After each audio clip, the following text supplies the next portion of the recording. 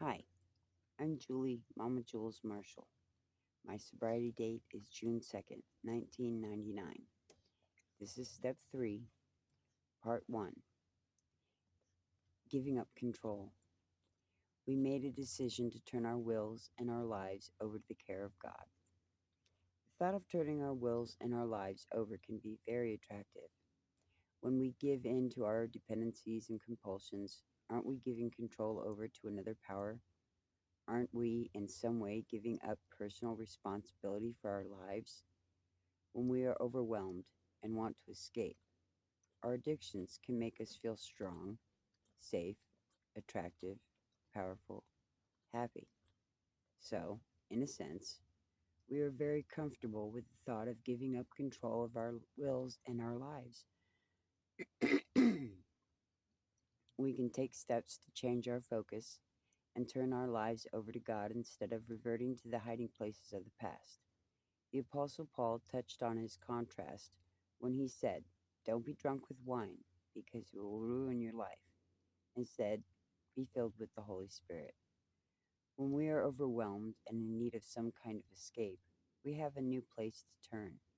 King David declared, "The Lord is a shelter for the oppressed, a refuge in times of trouble." Those who know your name, trust in you, for you, O Lord, do not abandon those who search for you. That's the truth. David also wrote, "From the ends of the earth, I cry to you for help when my heart is overwhelmed. Lead me to the towering rock of safety, for you are my safe refuge, a fortress where my enemies cannot reach me." Each one of us comes to God with a past. In turning our lives over to Him, we give Him our entire selves, including our past, losses, and shame. We hand over to Him every moment of disgrace, every tear we have ever cried, every word we wish we could take back, all the broken promises, the loneliness, all the dreams that died, the dashed hopes, the broken relationships, our successes and failures, all of our yesterdays and the scars they have left in our lives.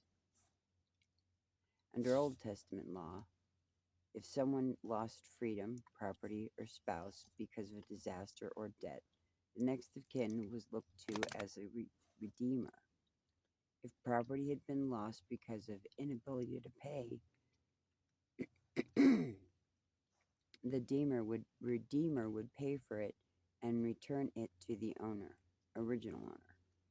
If a woman lost her husband, the redeemer would marry her, providing her with protection and love.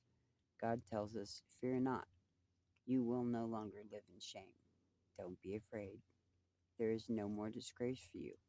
You will no longer remember the shames of your youth and the sorrows of widowhood, for your Creator will be your husband. The Lord of heaven's armies is your name, is his name.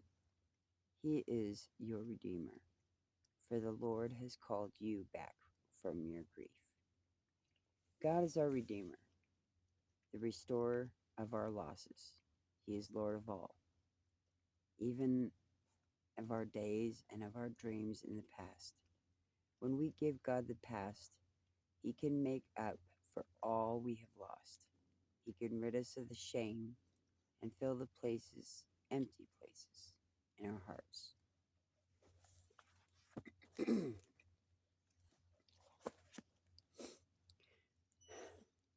Everyone has a life or death decision to make. We have all been created with the supreme privilege of free will, the ability to choose. Even when we are in the bondage of our addictions, we still have choices confronting us. When we are in recovery, we face the nagging lure of falling back into our addictions. The freedom of choice brings with it the burden of the consequences of our choices. These choices affect our lives and the lives of our children. Free will is our blessing and our responsibility. God spoke through Moses, saying, "Now listen, today I'm giving you a choice between life and death, between prosperity and disaster. Although we may feel out of control with respect to our addictions, we can choose to set our heart in the direction of life. We can choose to love God and begin to follow this program. I chose a long time ago that I believed in God. I knew that there was something that was better than what I was told. Um, in going out and learning about life per se, doing what society was doing as a whole, drinking acceptable, the gambit. I also realized how gnarly it was. I explored. Um, I didn't choose life for quite some time. I was young. What did I care? I didn't know. Um, but I did know. I quit. I quit doing crystal 35 years plus ago. I knew. I kept drinking.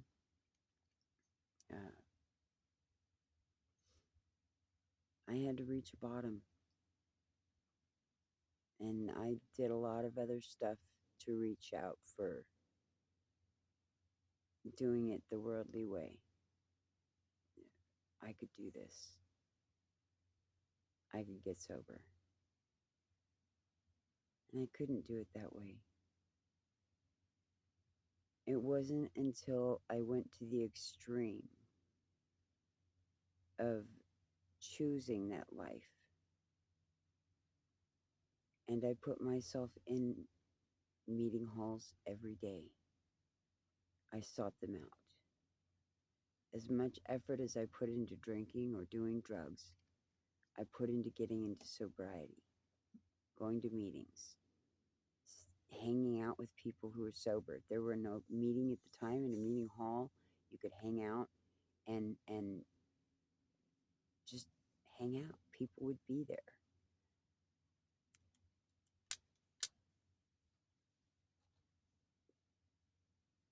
If you're watching this video, you are clearly thinking about that life over death decision.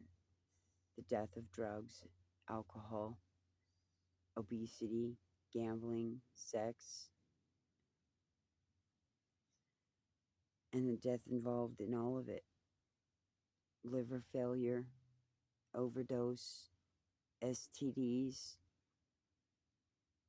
suicide. Wait, oh crap, I said it. Well, this is not made for kids, anyways.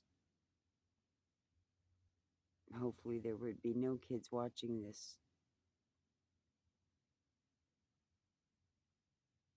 This is reality.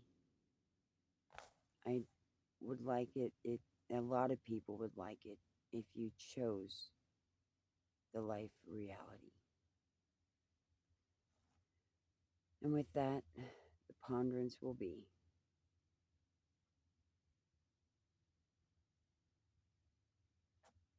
it's your decision. You have choices to make. You'll take the time to do it in your time. If you know, I'll help you get back on board. If you don't know, stay tuned. There'll be more. And at the point that you're watching this, more than likely they will already be there. You won't have to wait another day to get part two. You just watch them all in a row. That's half my goal with this is I don't anticipate a lot of people to be watching this right off. So you can watch it one after another. Crash course it, if you will. Either way, thanks for watching. I hope you too choose sobriety and cleanness over the death that you already know is there. It's just a matter of time. Well, Beautiful day, y'all. Keep coming back. Mm, I hope you do. God bless.